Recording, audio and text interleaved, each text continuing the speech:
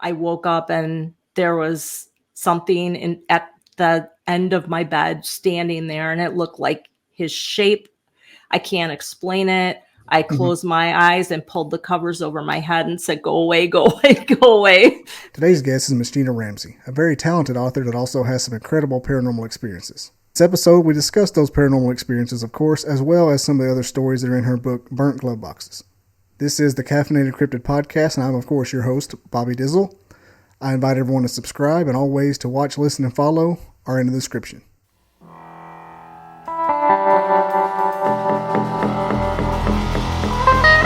All right, we got Gina Ramsey here, paranormal experiencer, haunted house, and author of a couple of books. I see. What exactly, like you, the tagline you gave me was, "Boy, do I have stories," and that kind of excited me. And so I just want to. I was like, well, if nothing else happens tonight, I'm going to hear some stories. So, tell us about your author or writing career, and we'll get started from there. Yeah, so my writing career started with Murphy's Law stories, and so if it'll happen to me. Mm-hmm. And for years, I would tell my stories to folks, and they would say, "You got to write a book. Your stories are hilarious." So I had this on my list of things to do in the future for probably about 25 years. And then I actually had my book's called Burnt Glove Boxes, Embracing Life When It Goes Up Mm-hmm. in Flames. And so I actually had a glove box that burnt. And that car I had gotten from my mom. So that had its own like little ghostly stories itself. But The glove box caught on fire. the outside of it Oh, okay. I was burned. like, wow. It burned, yeah. But there were a lot of things that happened to that car prior to that happening. And so I finally, I wrote up my table of contents, like the story ideas, and I finally wrote it after carrying that around for 23 years. My little outline. I started writing in 2021, and I finally completed the book. This year it was released, and my second book will be coming out next year. So it'll be Burnt Glove Box 2. Yeah. Yeah, you said it was like an anthology series. It will be an anthology series. Yeah. So the first book and the second book pretty much were one book, but the publishing company had to split it because of certain genres have a standard amount of pages. And so the second book is really the second half to the first book. Then we will be launching the anthology. And one of the anthology topics that I would love to have is like paranormal and ghostly stories. And so people will be able to submit their own stories in and to be reviewed for possible publication. So cool. Yeah, you wouldn't think that people would actually send their stories in, but they will if you ask for it. Goodness. Yeah. I didn't know so many people had so many things to talk about in this field. I'm like, well, it's amazing. And, Chicken Soup for the Soul is a great example of that. I mean, they've got so many volumes of those and different, topics that each book carries. And so I want to do something similar, but with more Murphy's Law stories. If it'll happen to me. And I really feel like ghost stories or other paranormal things fit right into that. It's funny you say that because I'm in IT and everybody quotes Murphy's Law all the time in IT because stuff will work flawlessly for a month, and then and the day you need it for something big, forget about it. It's gonna crash. It's gonna mess up. Well, I used to do a thing once a month on a Saturday morning. I did a really important thing for work, and we did the same thing every day, 40 times a day. But that Saturday morning, it messed up every time. Because it was an all eyes on me kind of situation. Like, God almighty, why does this one always screw up? It's garden variety as it comes.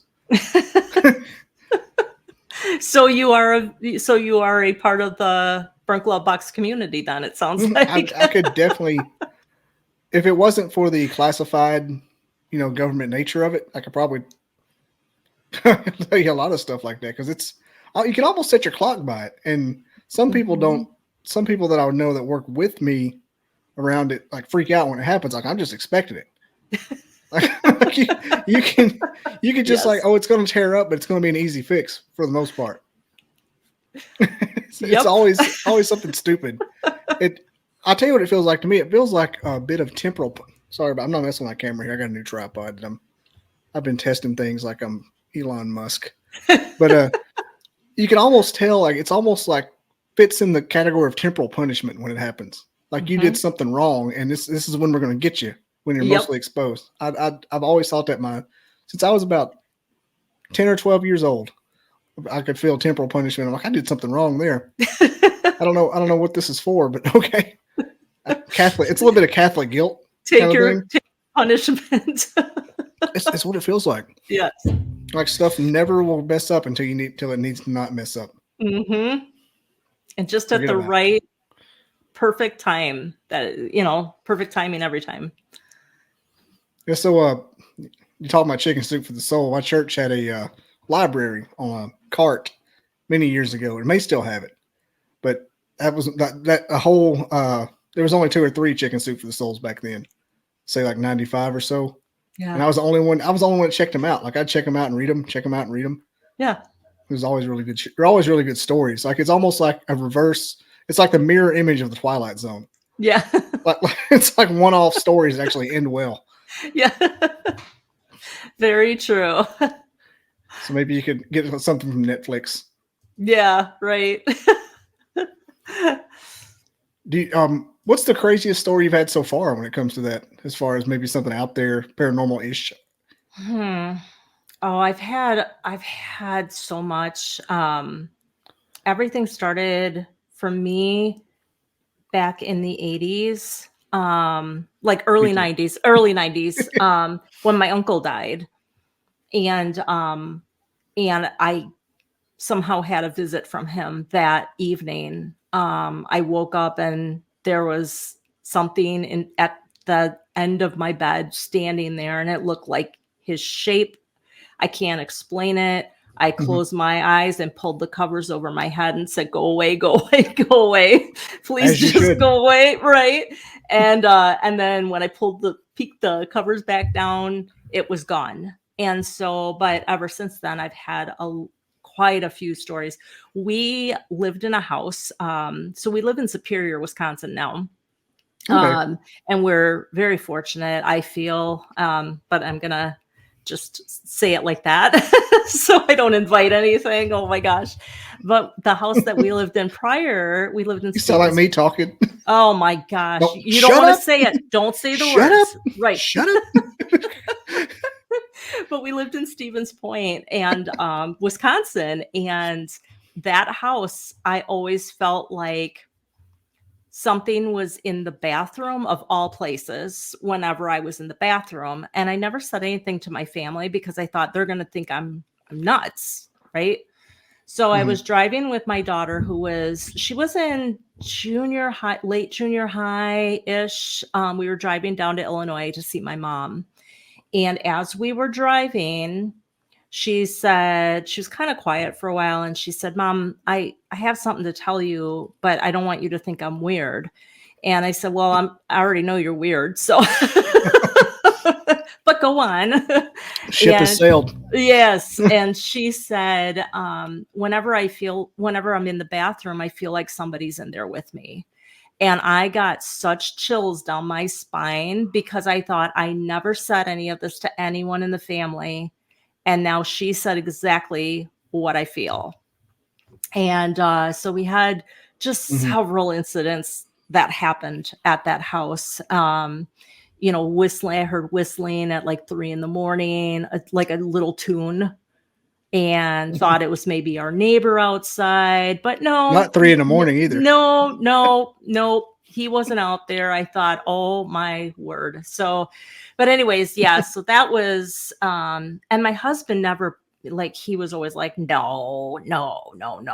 And then one night we were watching TV and he was laying down on the couch. I was sitting up. His head was on my lap. We're not going creepy here, guys. But, he's just resting and watching TV, and he popped up on his elbow and he looked back towards our son's room and looked forward toward our room, back, forth, back, forth. And I said, what are you doing? And he goes, where's Mike right now? And I said, he's in his bedroom playing his video games. Why? And he said, I just saw a person walk across our room. And I said, I told you the house is haunted. Told you. I told you this so many times. So yeah, we had quite a bit of stuff happen there. But nothing real, like nothing scary per se. It was just something that was there and that I can't explain. The cats would always watch up in the corner of the living room, the one corner. Oh, that's standard. Cats seeing something. That's like step one. That's the canary. Right. That's the canary in the mine shaft for haunted houses. Absolutely. Yep. They know. And then one time our grandson, he was maybe about 2 or 3, and he looked towards the kitchen and he started kind of chattering, and because he wasn't fully talking yet, and he started giggling and he ran towards the kitchen, and there was nothing in the kitchen. So it was almost like something was playing with him or something. So yeah. So those are some of our house experiences. that alone. What I was not that I don't appreciate. I was asking like what you've gotten from submissions for your stories. Say that again? For submissions for the book from the audience, basically for the anthology series. Yeah, I was asking what the craziest one from that you've gotten. Oh, well, we haven't had submissions yet for that. Okay. Yeah, that'll come out as soon as my second book launches. We'll have some stories from the Burnt Glove Box community. We have 5 stories at the end of that book. And then that's going to launch the anthology. So we'll start with different topics. We're going to start with animal stories, and it can be any animals, but I've got a long list of different things. And paranormal, I feel like people are very intrigued by that. It's insane. Oh, absolutely. So I have friends that have had quite a few experiences. So I feel like it just fits perfectly. You know, I wasn't even thinking about it, but when you said the whistling outside, I immediately got on my other monitor and Googled, where you're at. Not to be a creeper or anything. Yeah. I'm 5,000 miles away. Don't think I'm weird. I noticed you're next to Duluth, but that's like a very not rural county, but lots of outdoors, lots of green. Yes. I don't know if you live in like the Superior area, but like I thought about maybe like a not skinwalker per se, but maybe like some kind of cryptid outside. Yeah. Because it's I'm sure you didn't live like downtown in the historic district or anything, but you probably lived on the outskirts a little bit. Yeah. It's got a lot of open area, a lot of swamp. And that whistling outside is a telltale sign. It's like Bigfootish. Yeah. Just a smidge. Yeah. This is immediately what I thought. I said, I'm going to look at that. Yeah. Well, this was back in Stevens Point. So that's central Wisconsin. Oh, that's definitely wooded then. Right. Yeah. But now where we're at now, I have had the pleasure, the guy that's going to be doing I'm going to do an audiobook with Burnt Glove Boxes. And I was introduced to him, and he's part of it's really crazy, but he's part of the Duluth Paranormal Society. And so they go in and do investigations on like area, like public buildings, museums, and different things like that here. But they also go into folks' homes when they're called to that there's odd activity going on. So, yeah, and I may have led Chris to you. There's a few paranormal people I've spoken with. So if I didn't lead him to you, then I will definitely connect you with him, because some of the stories he has are really interesting. So it sounds really familiar. What was his last name? Chris. Oh gosh, why is it skipping my mind right now? It's so easy too. Hang on one second. Give me a second. Because I've definitely heard of the Duluth Paranormal Society. Yep, that's probably Chris then. Chris Allen. Looking it up. Yeah, I wonder if I talked to them before. There for a while, the only people I would get was people from Minnesota. I was like, I have a lot of Minnesota people on here. Well, they're Vikings fans, so what do you expect? Oh yeah, I mean one of my most favorite podcast guests, who I'm actually going to go see one day if I can get the logistics worked out. He's in Black Duck, Minnesota, Oh, okay. and he owns 40 acres, and it's basically Skinwalker Ranch. Wow. Like, investigators have been up there and everything, but he'll call me during the middle of the day, and I'm like, I can't have my phone at work. Like, and I'll call him back, and he doesn't have cell service out there. I'm like, we're just playing phone tag. Yeah. But yeah, there's a lot of I've had a lot of Minnesota people on here, Yeah. and a couple of people from Wisconsin as well. It's Yeah, just like, there's quite a few places to go to in these areas. Mm-hmm. And I didn't realize how historical it was there. I guess I thought like everything, west of the Mississippi is like 20 years old. Yeah. Even though it was the Germans and everything out there, so it's even worse. Yeah. Yeah, it's really interesting. A lot of hotels. Speaking of hotels, I had an experience at a hotel in Minneapolis once, and it was really, that was one of the times where I felt really, really creeped out. Mm-hmm. And what I feel, the way I sense things, is it's a very heavy feeling, or I'll get that kind of chills on the back of my spine. I'd say, the hair on the back of my neck raises, but that would sound really like, Gina, you need to shave or something like that. So I'm not going to say that. But how much hair do you have? Right, exactly. So I went to this hotel. I work for a healthcare system. I'm a social worker. And so I went down for a training, and I stayed in this hotel. And very nice place. I can't remember the name of it, but I had stayed there a couple of times. Well, this particular time, I had a little bit of homework before the next day's training. So there were 2 beds.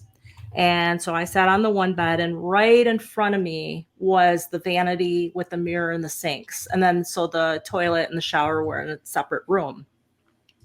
So I'm sitting there and I'm studying, and all of a sudden I saw a movement go across, like something walked past the mirror in front of me. And I looked up, and I just immediately had just like a really weird feeling. And I thought, oh, I'm going to go to the bathroom. So I put my books on the other bed, which was still made, nothing had been disrupted on it. Used the bathroom, washed my hands, came back. I'm just saying I washed my hands because, like, we're supposed to do that now. I don't think you're going to get judgment out of my bunch. All right. Okay. Well, good. But anyways, I picked up my book, and my pen was gone. The pen was gone. And I thought, what the heck? And so, like, I'm taking, the throw pillows off of that bed. I'm like, did it roll over there? I'm checking the floor. And then I'm like, did I drop it in where I was sitting on the bed I was sitting on? And I'm looking and looking, never found the pen in the few days that I stayed down there.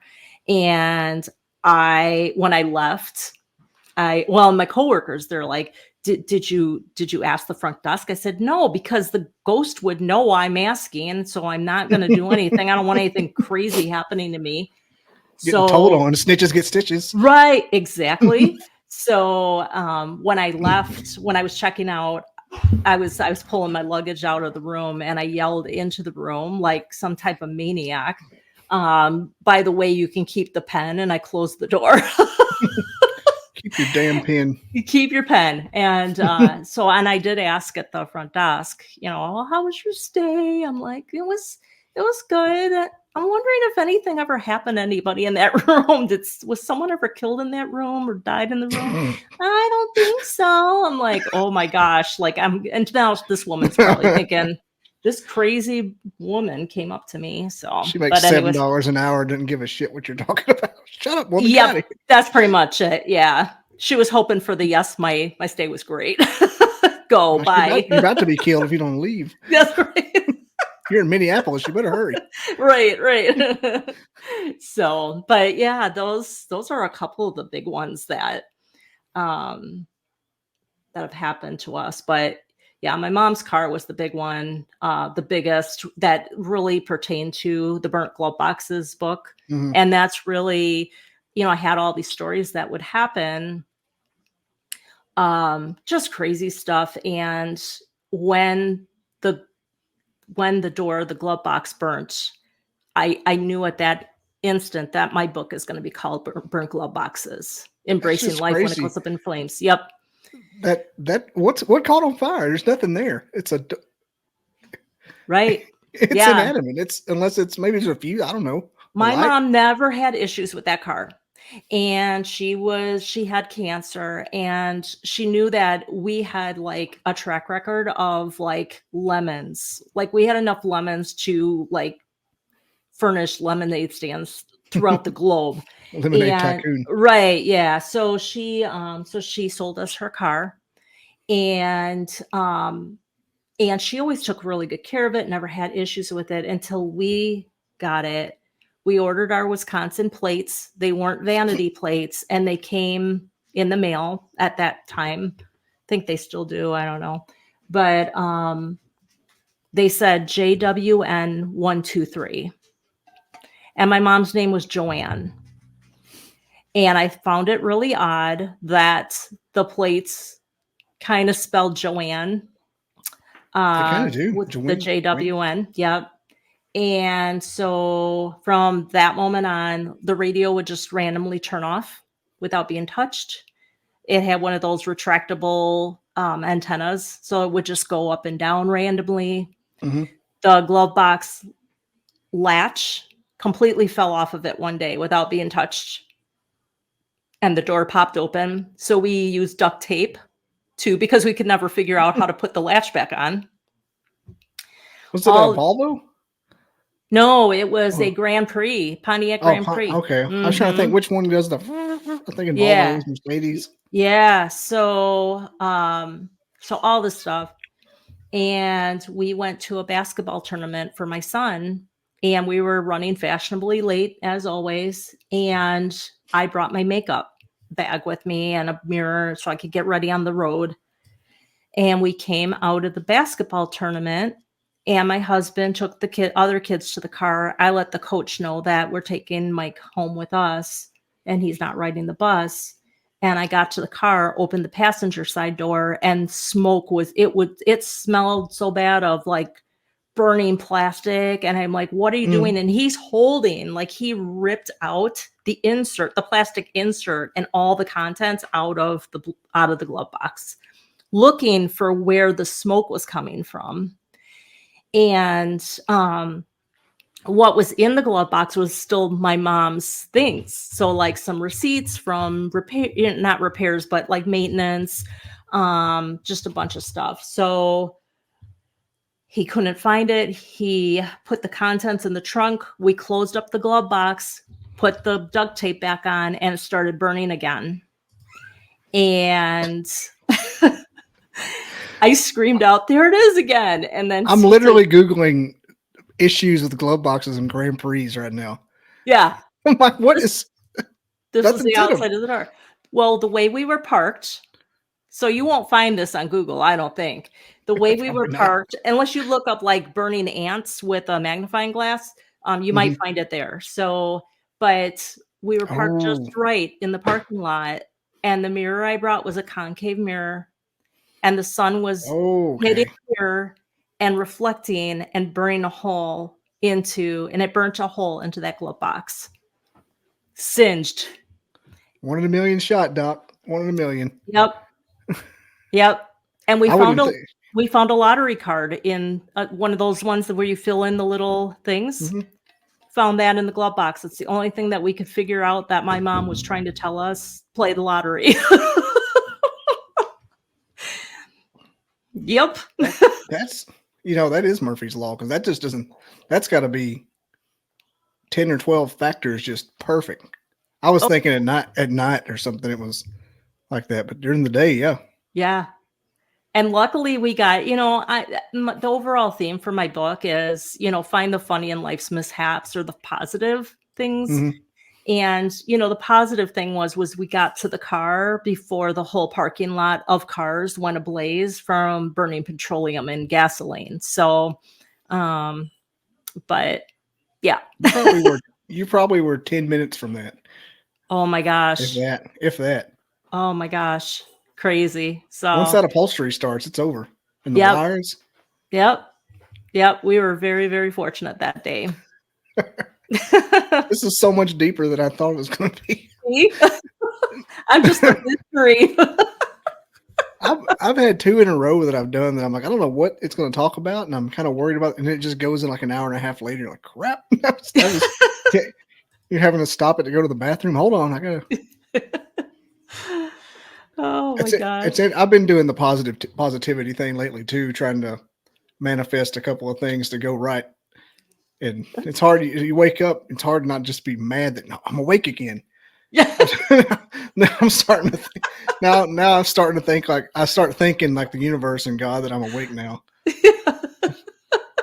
That's great. One time I told my youngest daughter, she was an adult at the time, but we were having a chat about something, and I'm like, well, I welcome death. And she goes, don't say that, Mom. I'm like, why? I would never have to pay a bill again. What's so wrong with it? I said one day we'll be dead and this won't matter. Right. Absolutely. It won't matter at all. That's right. It's not the way to look at it, though. I have a feeling, but it's a funny way, I mean, really everybody's got to kind of like cope with what we deal with every day, right? And it sounds like you're one of them that, the kind of the weird and crappy things happen from time to time, probably more so often than we would like. So I wouldn't say I had bad luck. I don't want to like knock on wood. yeah. But like I worry so much that something will happen that it just makes up for the fact that it doesn't. Yeah. I don't know why I worry so much. Yeah. I'm trying to combat that lately because I'm just like I have nothing. I just got a promotion and it worried me more than working there for 3 years without one. I'm like, I don't want that. No, why would you do that? Like I'm the same person I was yesterday. Why would you act like I was better? Yeah. Just because you think highly of me now. I'm still stupid. Oh no, come on now. I have sickening imposter syndrome. I was gonna say it sounds like we got some imposter syndrome going on. Sickening. It's like diagnosable. Yeah. Well, and I think we all have some of that, and I don't know. I think if you're not a piece of garbage, you probably have it because you care what people think and you care about things, and that's probably because I was an only child and kind of if somebody gets blamed for anything around me, it's always my fault, no matter whose fault it is, and so I'm just always on guard. I hate that crap sometimes. Yeah. Or you can call it humble. I mean, you watch these shows like The Voice or American Idol or whatever, and like the ones that are the most humble seem to be the best singers, and the ones that are all full of themselves and feel like they're all that and a bag of fries are the kind of, I don't know, not as great. And the ones whose church all told them they were good at this and they're going in there. Yes. They're really not. It's always somebody's grandma or the church that tells them to sing good. Right. Well, they're singing with a group at church. So. Yeah. Your grandma's hard of hearing, man. Right. Exactly. I love it. So where are you at? This is going off the other left. Where are you at on angel numbers? I figure if you dealt with the Murphy's Law, maybe you dealt with angel numbers. I haven't dealt with that.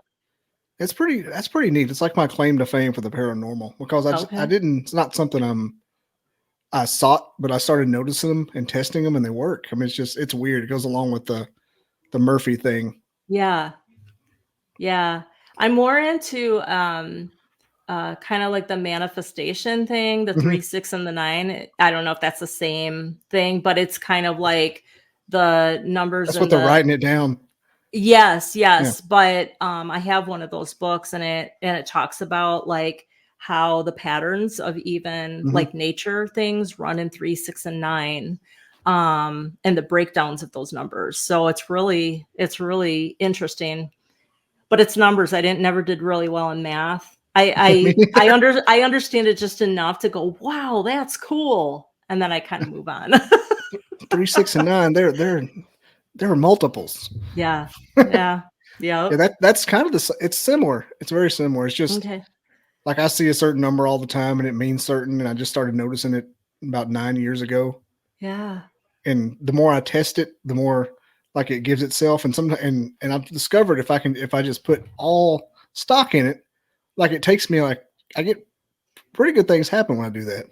Nice. Like if I'm going after some kind of goal, and I Mm-hmm. see that, and I'll inevitably see that in the some kind of, like a receipt paper or confirmation number. It'll be in there on the Okay. way. I'll see it on the dashboard. I Your thought your at first it clock. was just, yeah, just the clock. Yeah. Incidentally, the clock doesn't go to my angel number, but it can be. It can be in. It's above 50, but it's or 60, but it can. But you'll still see it. Like it's crazy. Like and I just started like taking mental notes of it, and lately it's just like, man, I can like plot my not day out, but how stuff's going to Yeah. go in the long term yearly by it. It's been it's been weird since I've been paying more attention to it. Yeah. Where did you learn about that? Or I, like what I, would be some I, good resources? well, if you type in what you think may you've been seeing a lot in Google, angel number 52, Yeah. it'll tell you all about them. Okay. I'll And have to like check that out. I'll tell you one example is I've had 3 to 4 of them, and just one is like my base. Everybody has like that pays attention and like notices it has like a base number, like a Okay. couple that circle around. Like some of the ones that circle around me are 22 and 122, Hmm. and they mean you're on the right path, kind of sort of.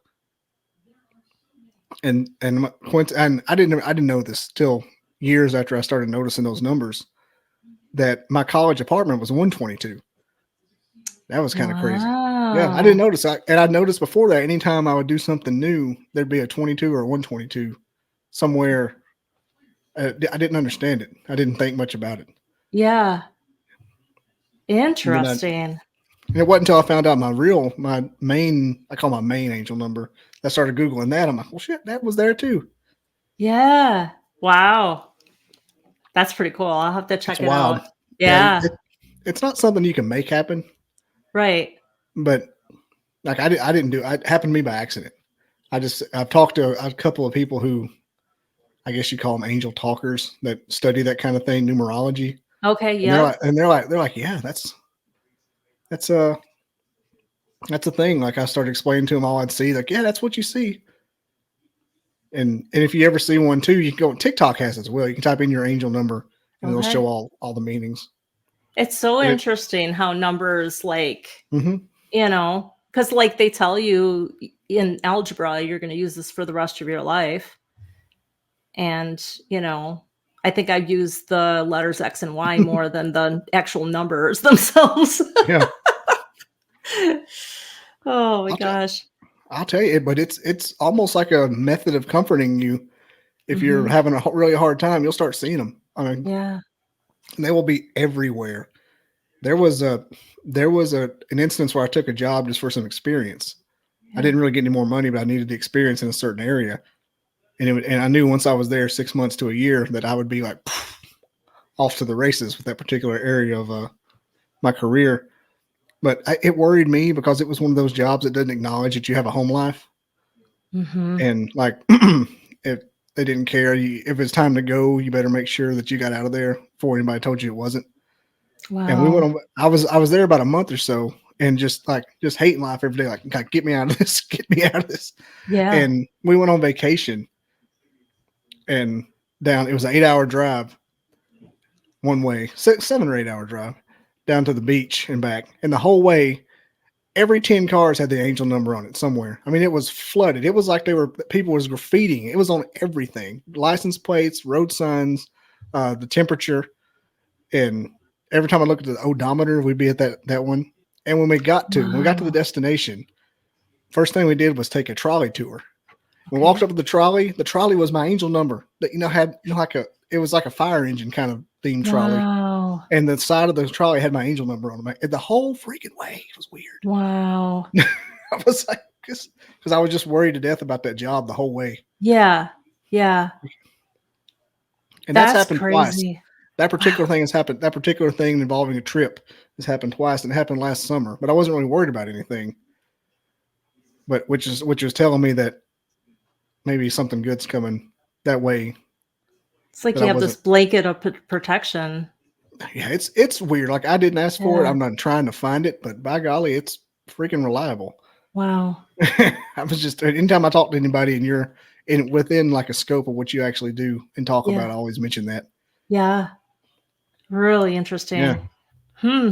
I talked to a guy the other day. He was from Bavaria about it because it's like because I've never seen a Bigfoot. I've never seen a ghost, but I have that going on, and so Yeah. I lean heavy on it because it's actually a thing that interests me. Yeah. And he said that's kind of like me in '93. I've never called it an angel number. He started talking about all the stuff that happens. I said, dude, that's a freaking angel number.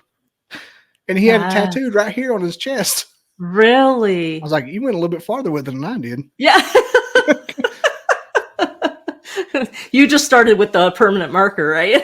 No, I just kind of noticed it and studied Yeah. it and tested it, but I've never Yeah. really put any money on it or anything. But Interesting.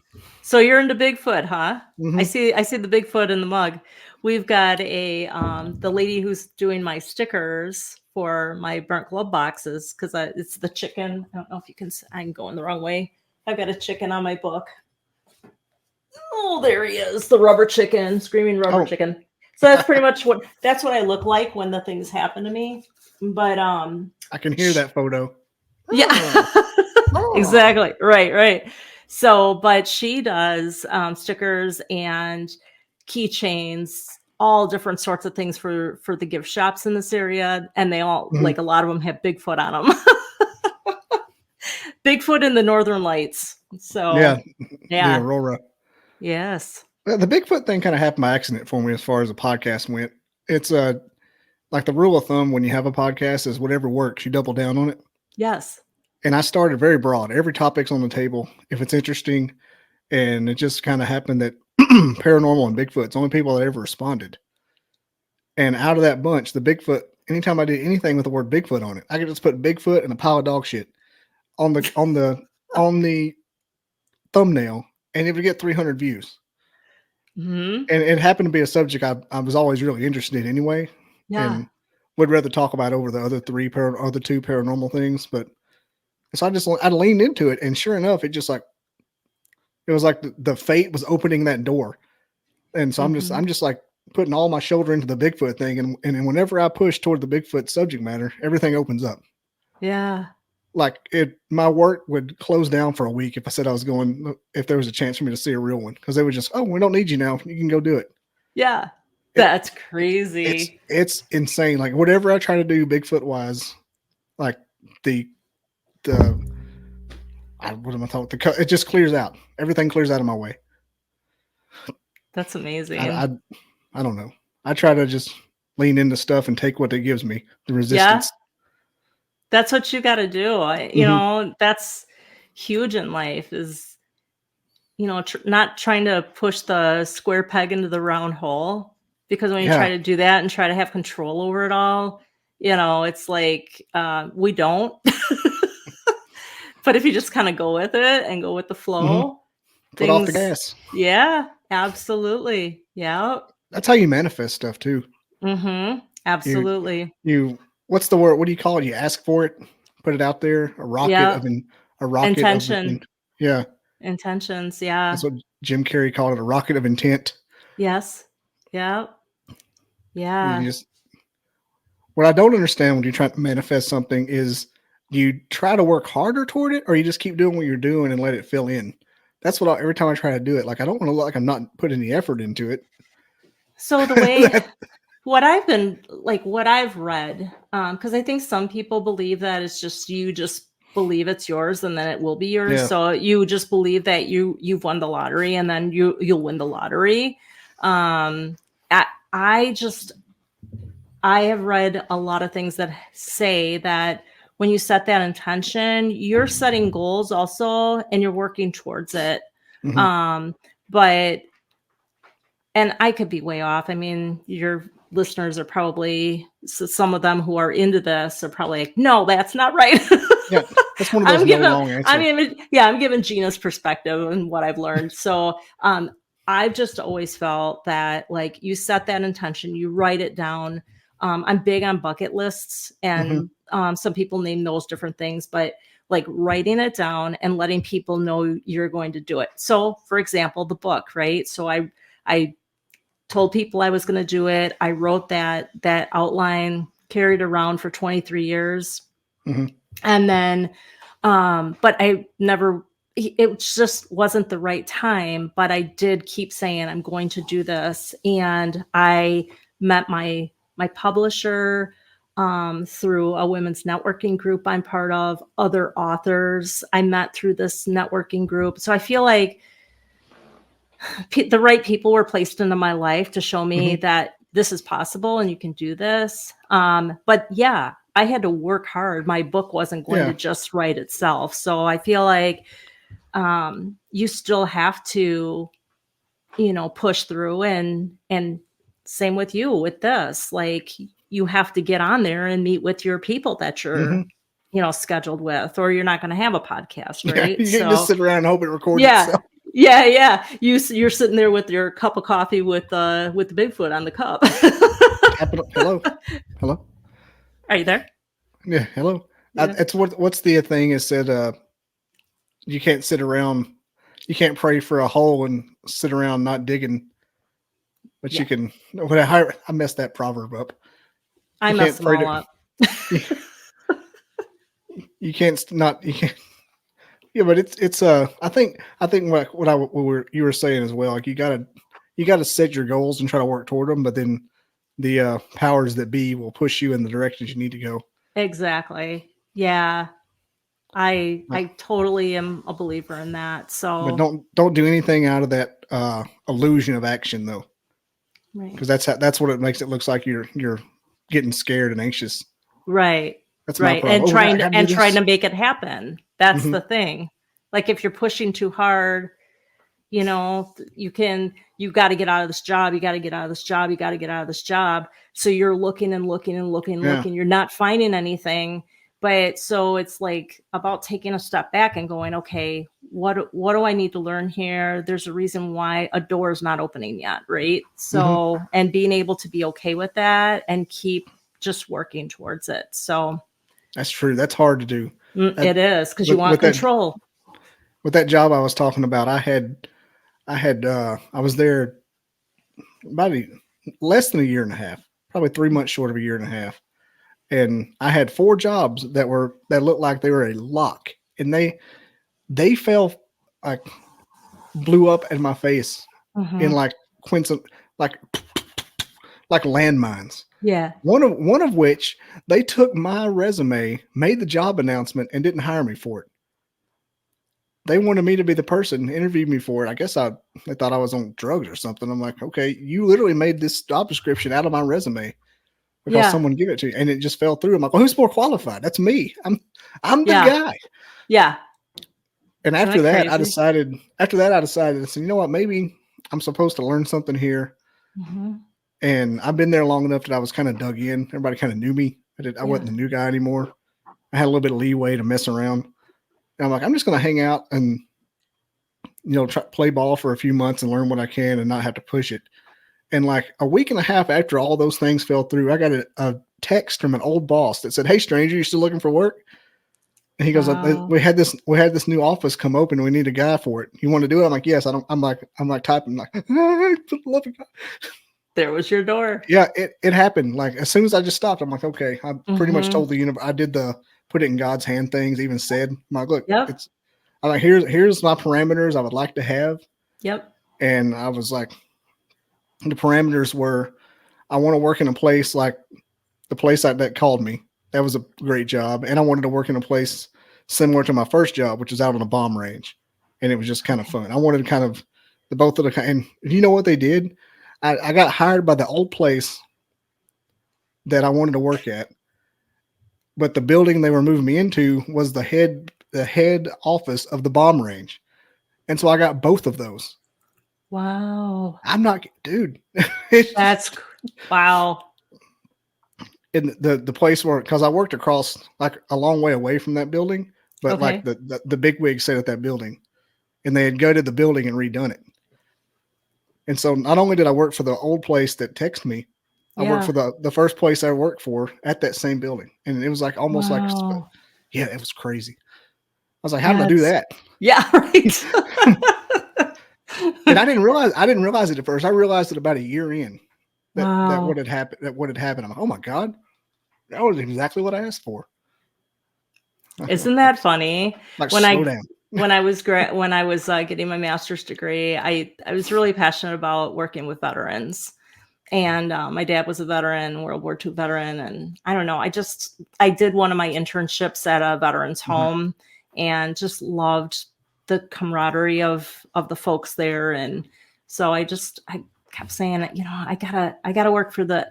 Okay, so my goal is I'm going to work for the VA, and I would love to be somewhere where there's like mountains and there's ocean and like all this really cool stuff.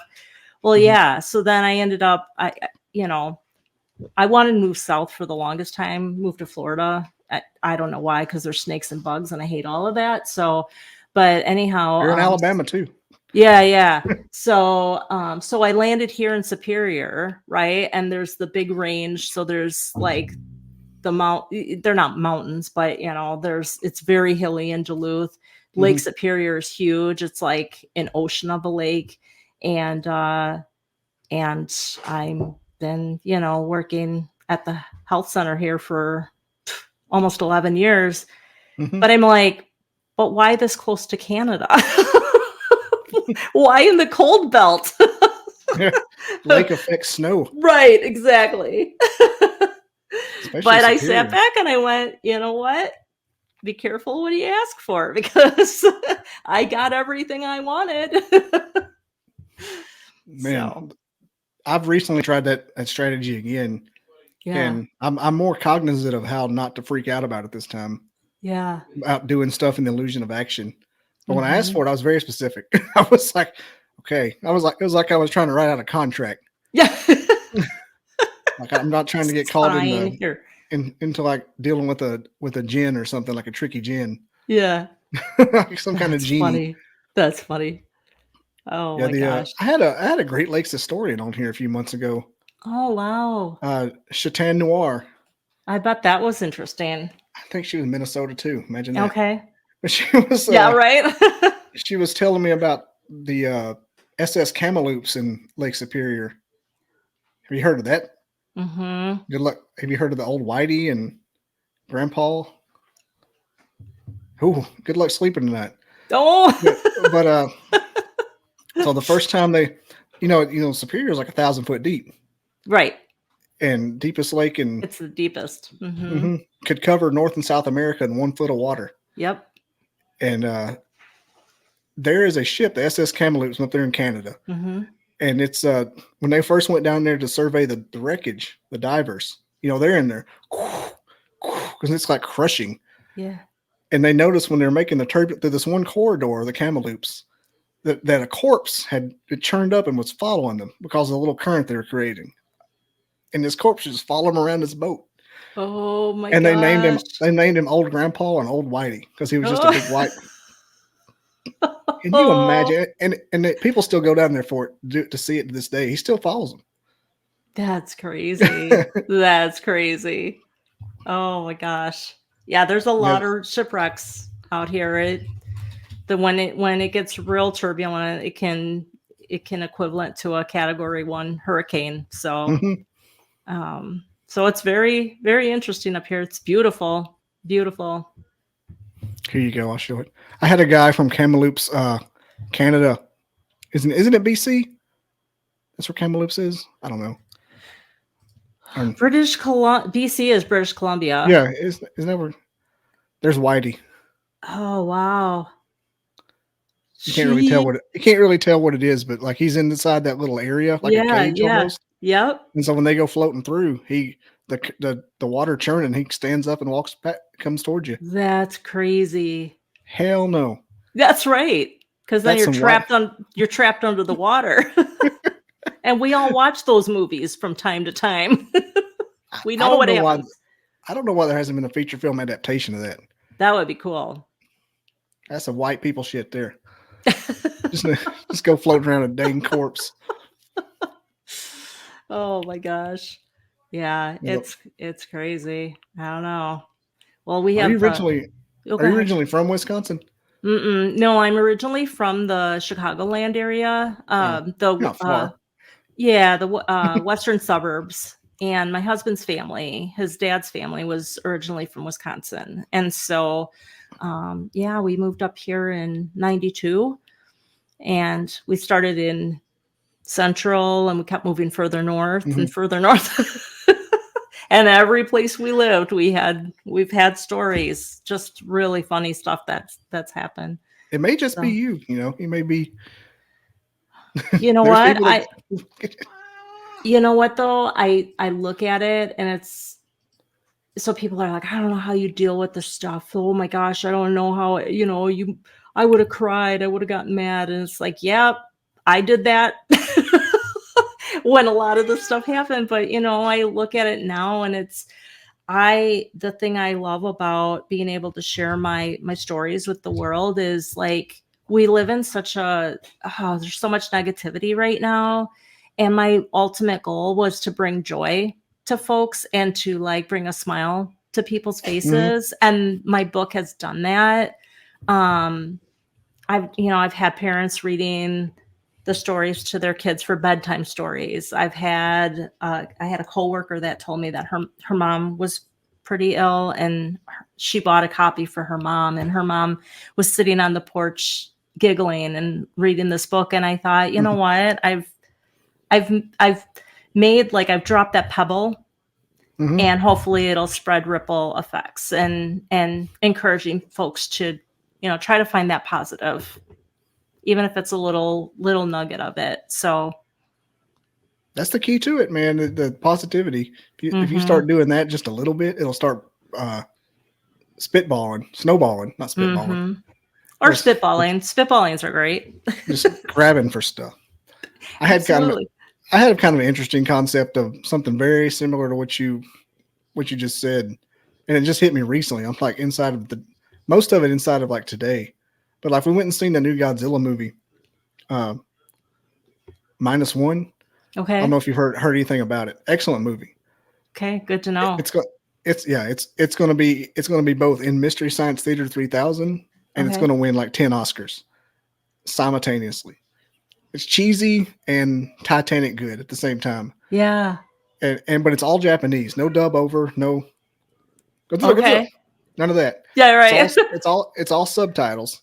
Okay. And I thought I would hate it, because a lot of times I'm like, it just ruins it. But it definitely checks out. Like, I was like, if it would have been English dubbed over like that, I said it would have been as good. I said it was like almost like eating a really succulent tangerine, like a succulent peach. Like it made it sweeter because you had to work for it. Yeah. And then I was thinking that kind of thing, how I really like going toward, older patinaed things and things that are more interesting, got to work for. And I call it, what did I say?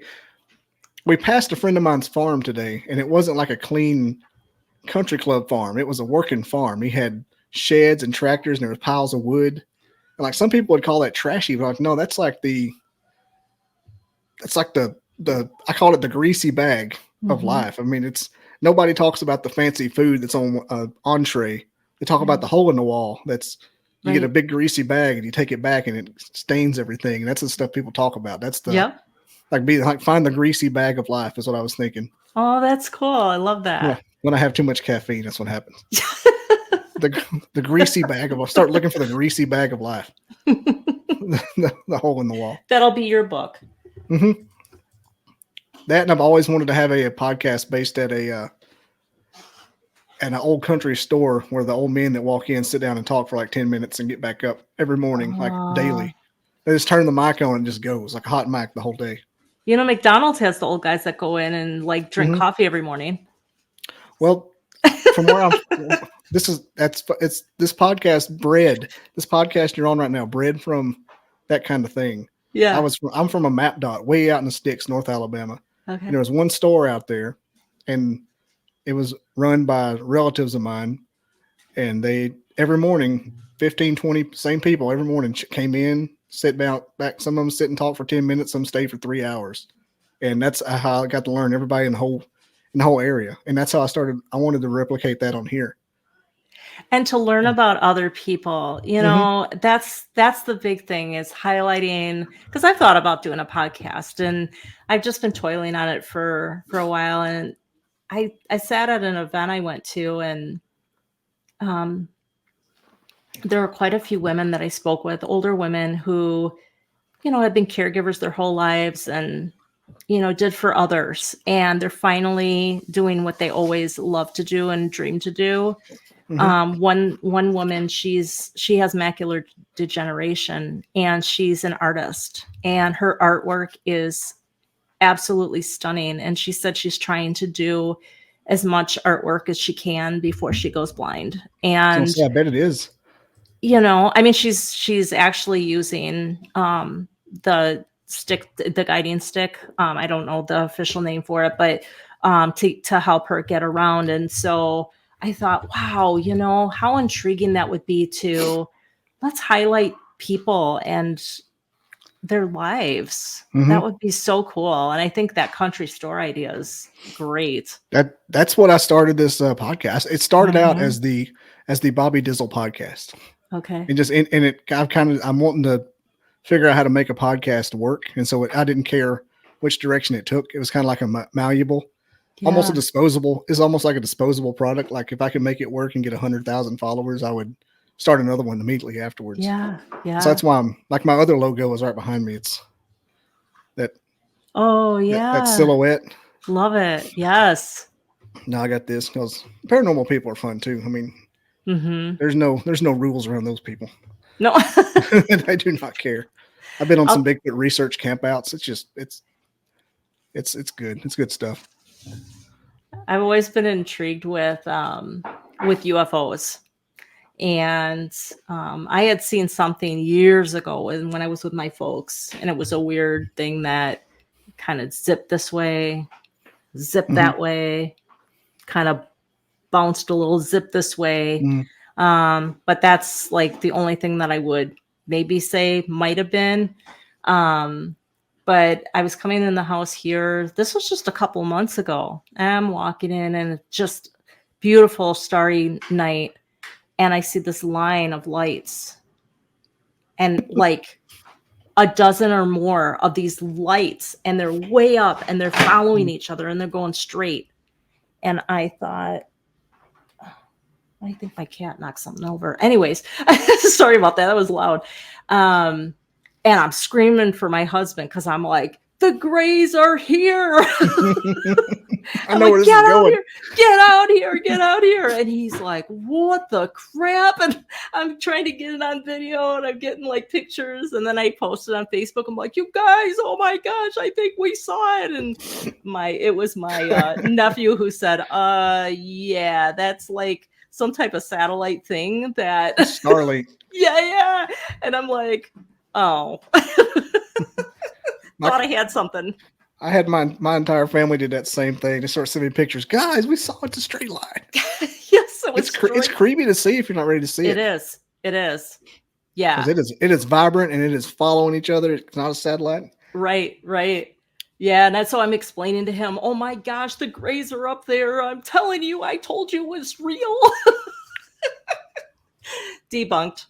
Anyways. Immediately. But hey, we've got a weatherman here. His name's James Spann, and anytime anybody sees any aerial phenomenon or hears sees a fireball, they'll report it. And whenever Starlink comes over, the first few times, he was just like, guys, it's Starlink. Stop sending me this shit. That's it. The Starlink. That's right. Oh my gosh. Here's the funny? I kept trying to find the book, Your Blue Flame by Jen Fulwiler. Okay. Have you heard of her? She's a comedian now, but I found her she had like a funny show, afternoon drive kind of show on the Catholic radio network on XM. And she said one time that if you were one of her first 1,000 iTunes reviews, that she owed you a favor. And so I told them, I just did a review because you never know. Right. And I started this podcast and I called in my favor. I had her on. I read this book. It's about like figuring out what you're supposed to do. Oh, And and it's it is called Your good. Blue Flame. All Yeah. right. I'll have to check that out. Oh, it's good. It's Very amazing. nice. I'm I love the I'm not the cover. demographic. I'm not the demographic at all. Yeah. I'm a gregarious dude. But and she came here, and she's from Austin, Texas, but she came here and did a comedy show, and we talked to her, finally met her. She's real cool. Like, she's just starting out. Yeah. She had an Amazon special, and she's like, "Oh, that was you?" She goes, "That was a fun interview." I'm like, "Yeah, sure. You're saying that." I was scared to death. You're like my first one that wasn't a friend and moderately famous. That's But the awesome. funny part about this is after she sent it out, she goes, "Everybody keeps telling me it looks like vaginas." I'm like, "I don't see it. I don't see it either. I don't know." She's like that. Everybody said it looks like just a bunch of female anatomy parts on there. But I would recommend it if you're looking for something like that. But it's good. When I started, I wanted to figure out what kind of thing I wanted to do, and I kind of ended up here. Okay. Because one of the things, like, there's like a test in here. You write down ways to find your blue flame. Okay. And one of the things I kept coming back to was that store I kept going to. Oh. I was like, wait a minute, we got something here. Like, what is something you did that you didn't think that other people thought was weird, but you did all the time as a child? What did you like to do? I kept coming up with prank calls. I'm like, that's not it. Everybody like to do prank calls. You're like, dang it. Those are Thought I just had fun. something. Yeah, it's good, but yeah, it basically come down to this.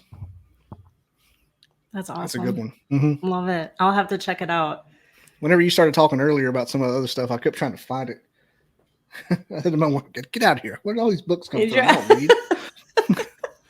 The one book I know I've got these stacks. Well, my kids like to read, and my wife likes to read, and I've got books I've read over the years, and yeah, that was a good one. I mean, that's an amazing book. Like, if I had to hawk, and when she came, I was going to take it and have it autographed. One thing I forgot. Oh, it's probably good though, because I was eating some sloppy wings at a comedy club. I might have got stuff all over it. You handle this greasy book. Yeah. I'm your biggest fan. Like, you go there and everybody there is like a 60-year-old Catholic woman, and there's me, late 30s white guy with a Southern accent. Hey,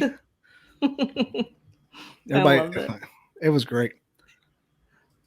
I'll send you maybe a link to her show, because she's pretty good. That would be awesome.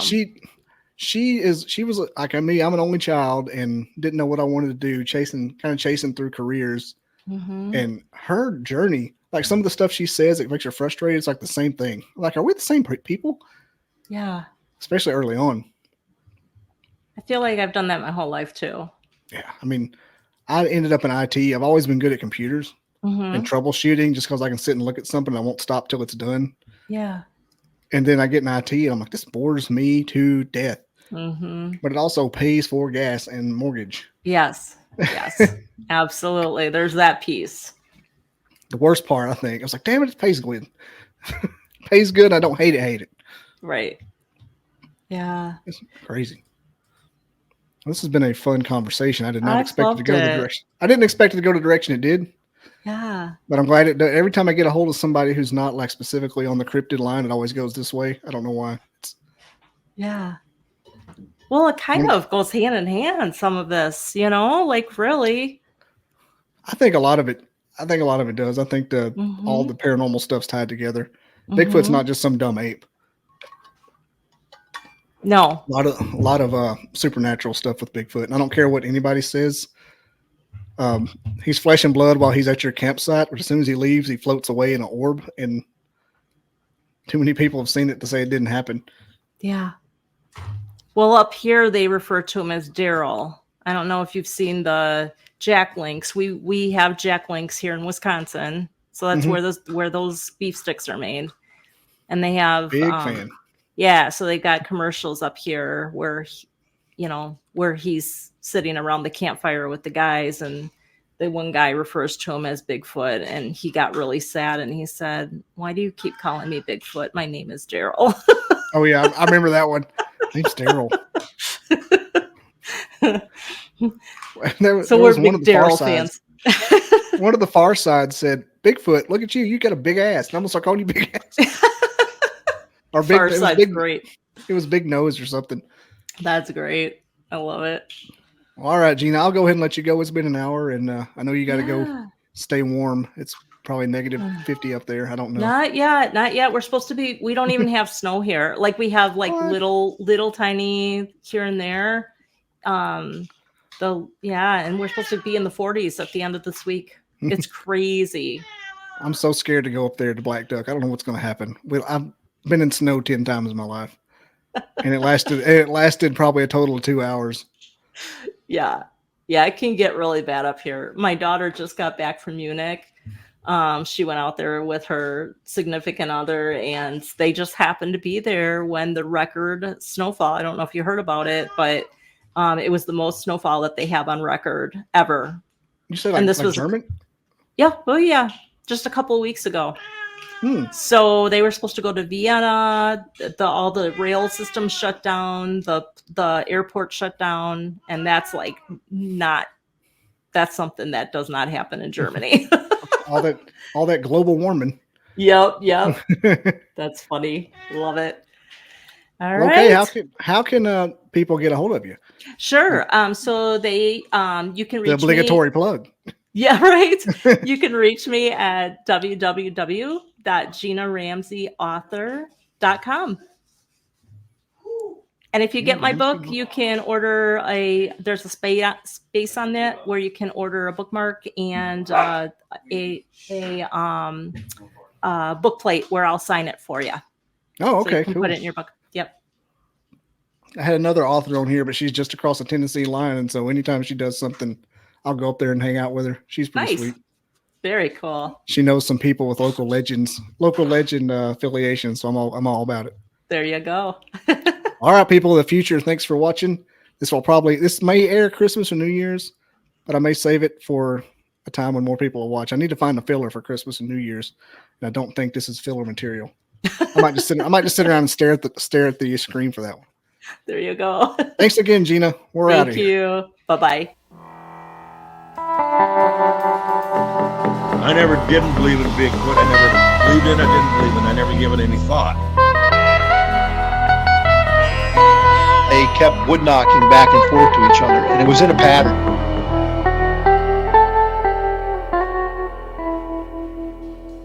Barn owls don't typically throw rocks.